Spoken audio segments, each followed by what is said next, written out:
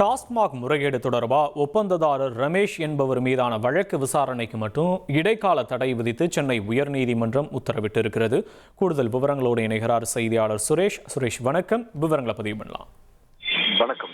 டாஸ்மாக் நிறுவனத்துக்கு மதுபானங்கள் கொள்முதல் செஞ்சது, பார் உரிமம் வழங்கியது போன்றவற்றில் முறைகேடு நடந்திருக்கிறதா சொல்லி லஞ்ச ஒழிப்புத்துறை முன்னாள் அமைச்சர் செந்தில் பாலாஜி உட்பட 7 பேருக்கு எதிராக வழக்கு பதிவு செஞ்சிருக்காங்க. இந்த வழக்குல கைது செய்யப்பட்டிருக்கக்கூடிய கரூரை சேர்ந்த ஒப்பந்ததாரர் ரமேஷ் என்பவர் இந்த வழக்குடைய விசாரணைக்கு தடை விதிக்க வேண்டும், வழக்கை ரத்து செய்யணும்ன்ற கோரிக்கையோட உயர்நீதிமன்றத்தில் மனு தாக்கல் செஞ்சிருந்தாரு. இந்த மனு தலைமை நீதிபதி தர்மாதிகாரி நீதிபதி அருள்முருகன் அடங்கிய அமர்வுல இன்னைக்கு விசாரணைக்கு வந்தப்போ மனுதாரர் தரப்பில் ஆஜரான மூத்த வழக்கறிஞர் முன்னிட்ட வாதம் என்னன்னா, குதிரை பேர வழக்குல ஜாமீன் பெற்று விடுதலையான நாளிலேயே இந்த வழக்குல தன்னை கைது செஞ்சிருக்கிறதாக சொல்லியிருக்காரு. இந்த வழக்கு தொடர்பான முதல் தகவல் அறிக்கையில தன்னுடைய பேரோ தன்னை பற்றி எந்த குறிப்புமோ அந்த முதல் தகவல் அறிக்கையில இல்ல. இப்படி இருக்கக்கூடிய சூழல்ல டாஸ்மாக் அலுவலகத்துல அமலாக்கத்துறை நடத்திய சோதனையை எதிர்த்த வழக்குல அமலாக்கத்துறை உச்சநீதிமன்றத்தில் தாக்கல் செஞ்ச பதில் மனு அடிப்படையில தான் இந்த வழக்கு பதிவு செய்யப்பட்டிருக்கிறது.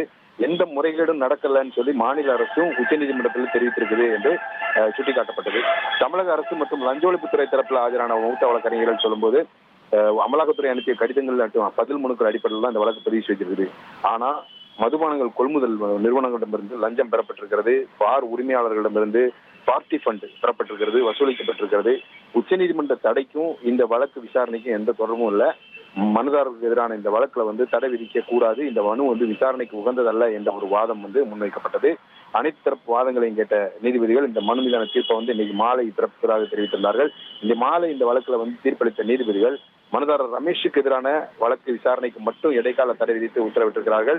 மேலும் இந்த மனுவுக்கு ஆகஸ்ட் 27ஆம் தேதிக்குள் பதிலளிக்கும்படி மத்திய மாநில அரசுகளுக்கும் லஞ்ச ஒழிப்புத்துறைக்கும் உத்தரவிட்டு விசாரணையை தள்ளி வைத்திருக்கிறார்கள். உங்களுடைய விவரங்களுக்கு நன்றி சுரேஷ். இனி செல்லும் இடமெல்லாம் செய்தி. தந்தை டிவியின் வாட்ஸ்அப் சேனலை ஃபாலோ பண்ணினா செல்ல இருக்கும் இடமெல்லாம் செய்தி.